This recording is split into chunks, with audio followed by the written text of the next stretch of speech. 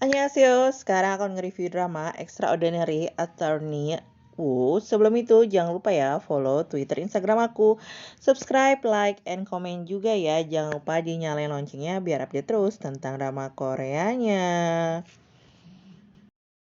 Komentar gue setelah nonton drama ini, jadi gue awalnya itu telat banget nontonin drama. Jadi beberapa episode tuh gue nggak nonton, sampai akhirnya gue nonton kebut 6 episode langsung dan langsung suka drama ini. Menurut gue tema-tema drama ini tuh mesti banget diangkat ya di dalam sebuah tayangan televisi dalam bentuk drama gitu. Jadi menurut gue setelah nonton drama ini tuh orang jadi nggak terlalu egois dan meremehkan orang-orang autisme karena mereka sebenarnya tuh orang pinter. Dan di drama ini ya, gue salut banget sama bapaknya Yongwoo. Jadi dia tuh sebagai single parents yang awalnya bingung nih si anak yang nggak bisa ngomong. Tapi akhirnya ketahuan kenapa anak itu nggak bisa ngomong karena nggak sesuai sama yang dia suka gitu kan. Akhirnya dia bisa ngasah bakat dan kemampuan anaknya itu menjadi seorang pengacara. Menurut gue dia juga sebagai orang tua tuh sabar banget ya, karena kan si Yongwoo itu dari kecil tuh kayak nggak bisa dia ngomong, punya dunia sendiri. Dia tuh juga ngerasa kesepian gitu kan. Tapi akhirnya setelah dewasa, pas anaknya Yongwoo itu udah bisa dia ngobrol, dia tuh seneng banget. Walaupun dia tiap hari tuh ngasih makan anaknya cuma kimbap doang. Kita juga belajar dari sosok tangguhnya si Yongwoo ini ya. Jadi dia kan emang kita yang punya pemikiran yang baik aja, cuma fisiknya yang kurang aja tuh dibully gitu kan. Nah, sementara Yongwoo kan punya sisi autisme yang emang kekurangan dia, tapi dia bisa menunjukkan kelebihannya juga. Di sini kita bisa lihat cara Yongwoo itu membuat dia bertahan dari bulian. Pertama, gue lihat itu pertama dia ngejauhin orang-orang yang ngebully dia. Jadi alasan kenapa dia suka banget makan kimbap karena dia itu pas makan di kantin dibully. Akhirnya ya udahlah ya, daripada gue dibully, badan gue remuk redam karena diselengkat gitu, mendingan dia makan bareng sama satpam. Dan dia emang kan gak banyak ngomong, akhirnya dia makan kimbap. Nah itu cara dia ngejauhin bulian adalah menjauhkan orang-orang yang membuli dia. Ada sesuatu hal yang bikin gue iri lagi, dan menurut gue Yongwoo beruntung di sini karena dia tuh punya teman baik pas zaman SMA yang ngasih dia nasehat apapun yang Yongwoo nggak tahu. Terus dia juga punya teman kuliah yang awalnya sebenarnya iri sama dia karena dia selalu di nomor pertama, tapi akhirnya ngebantu dia waktu Yongwoo itu disudutin sama rekan kerja yang lain.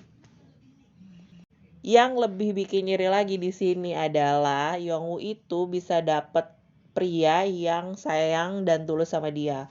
Bahkan di sini menurut gue si Jongwoo itu lucu pas ada adegan dia ngajarin si Yongwoo itu gimana kiss biar nggak tabrakan. Dan menurut gue di sini karakternya Yongwoo sebagai seorang autisme itu adalah kayak dia tuh dikasih tahu sebagai orang yang paling jujur, dan ya karena dia nggak punya rasa empati kan, tapi dia jadi orang yang paling jujur yang harus diomongin apa adanya, walaupun kadang-kadang nyelekit tapi emang itu keadaan yang sebenarnya. Selain hubungan Yongwoo dengan rekan kerja di kantor hukum, ada juga ngebahas kasus yang menarik dari drama ini. Kayak di awal episode itu menceritakan tentang seorang anak yang autisme. Sebenarnya tuh dia nyelamatin kakaknya gitu, tapi dianggap pembunuh karena dia ngelihat ada darah dan posisi anak tuh ada di atas tubuh sang kakak gitu kan. Nah, gimana caranya Yongwoo itu menyelesaikan masalah dengan isi kepalanya dan juga apa yang dia lihat. Terus ada kasus yang menarik lagi menurut gue. Jadi di sini kasus pelecehan seksual pada anak autisme gitu ya. Kadang-kadang ada orang-orang yang emang mengambil keuntungan dari hubungan si ceweknya yang autisme. Jadi mereka bisa ngambil uang atau bisa melakukan seks gitu kan. Yang cowok itu pikir ya suka sama suka gitu, tapi sebenarnya orang autisme itu kan kayak ya pingin melakukan suatu hal yang orang lain suka juga gitu kan. Dan dia tuh nggak tahu kalau cowok itu mengambil keuntungan di sini. Ada pola pikirnya Yongwoo melihat kasus tersebut. Ada juga kasus plagiatisme. Di sini tuh ternyata si penuntut yang dibela sama Yongwoo itu sengaja melakukan itu biar lawan itu nggak bisa jualan gitu kan.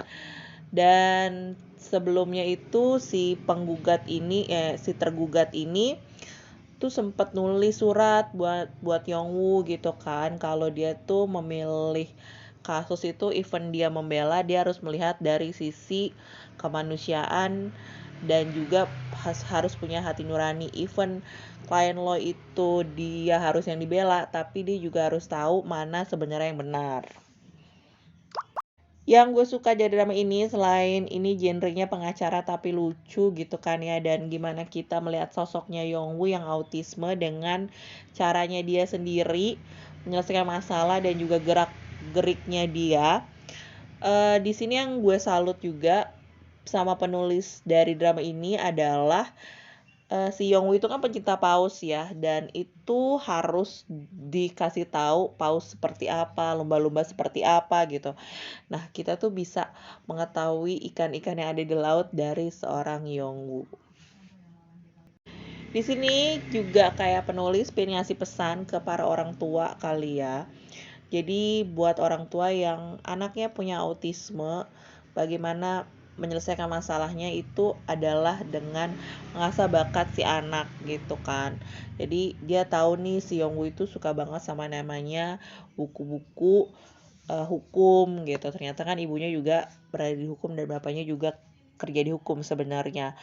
Nah, gimana cara si bapak mengajarkan anak akhirnya bisa jadi pengacara dan bersosialisasi dengan teman-temannya, itu juga terlihat di dalam drama ini. Oke guys, sekian bahasan gue tentang drama ini. Pokoknya kalian gak akan nyesel nonton ini drama, dan gak akan nyesel juga sih buang-buang kota, karena ini penuh yang namanya pelajaran dan juga sangat bermanfaat untuk orang tua. Oke guys, terima kasih yang nonton. Annyeonghaseyo, sampai jumpa di video selanjutnya. Kamsahamnida.